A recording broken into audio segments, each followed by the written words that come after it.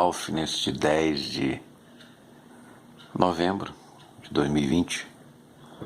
Hoje é uma terça-feira. Estamos fazendo obras aí. Piscina, né? E vamos conversar um pouco sobre o cenário, as circunstâncias e sobre a importância da Bíblia, a Palavra de Deus, e sobre a nossa conversa com algumas pessoas hoje na fila de banco, sobre o cenário das eleições nos Estados Unidos, sobre algumas leituras de hoje, Hegel, sobre a filosofia de hoje, sobre o diferencial da Palavra de Deus, da Bíblia, em relação à existência humana. Vamos começar por esse último ponto. Por que é tão importante a Palavra de Deus? Por que a Bíblia é tão importante para a nossa vida, nossa consciência, como diria Hegel? Hegel foi um filósofo alemão que ele rompeu definitivamente com o sagrado. Ele simplesmente colocou a consciência humana dentro de um processo histórico. E esse processo histórico gera um motor da filosofia.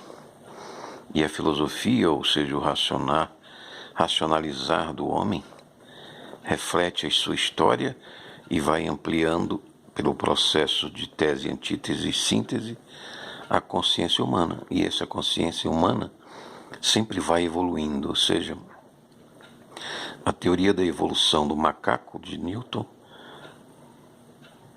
tem agora uma contraparte com a teoria da evolução do espírito de Hegel.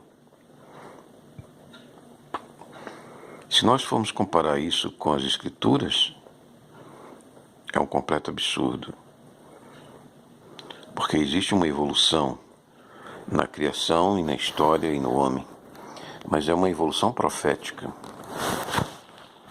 e não da consciência humana que continua impregnada do pecado, da morte, da violência, do dolo, da culpa e de todos os males que nós vemos nas filas do banco, Covid, ou na vida das pessoas, como na vida de Joel hoje, que encontramos vítima do Covid. Ele esteve 14 dias internado.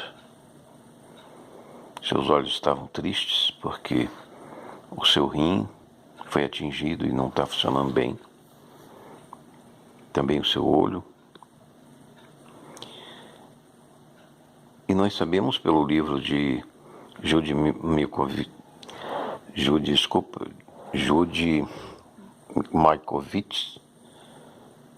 The Plague of Corruption, que foram os próprios hegelianos, malthusianos, Anthony Fauci nos Estados Unidos e Obama, que financiaram, desviaram 2,5 bilhões para o Instituto Pasteur na França desenvolver esse vírus, Covid-19, e o laboratório de Wuhan, que foi construído pelos franceses, comunistas, né? O Partido Comunista também, da China, lançou na sua população e disseminou pelo mundo.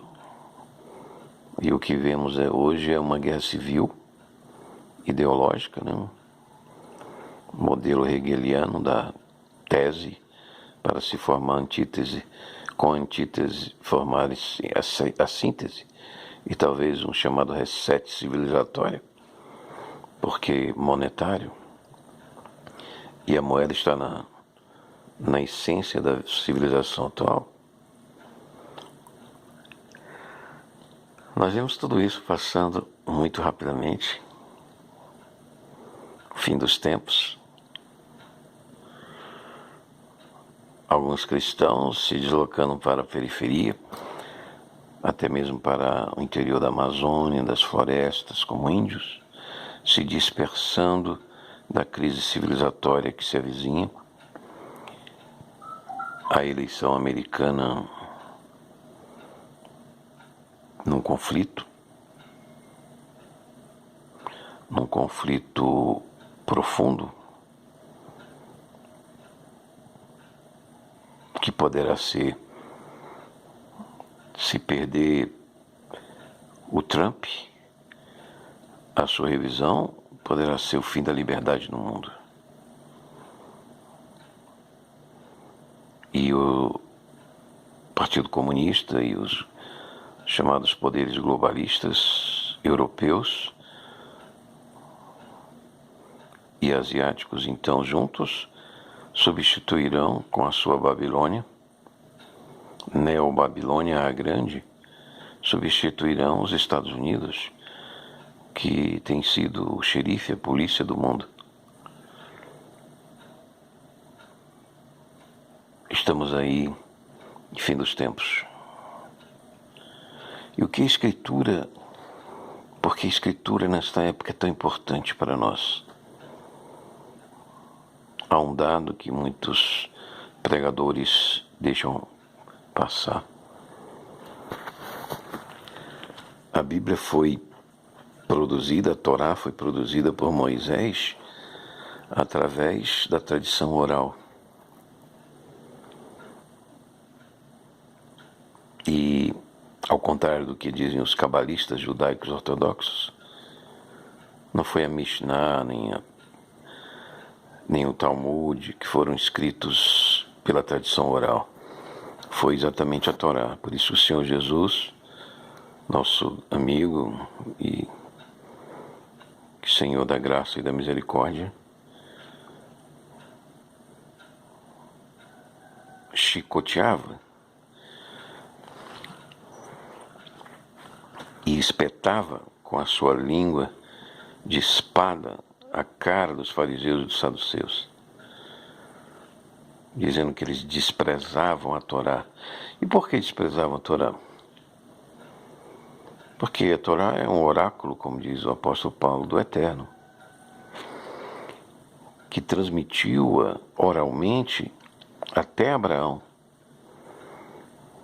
E Melquisedeque, que era um dos descendentes da linhagem de Sete, da linhagem sacerdotal de Sete, quando se invocou a Deus. Deus transmitiu através de homens que viveram séculos.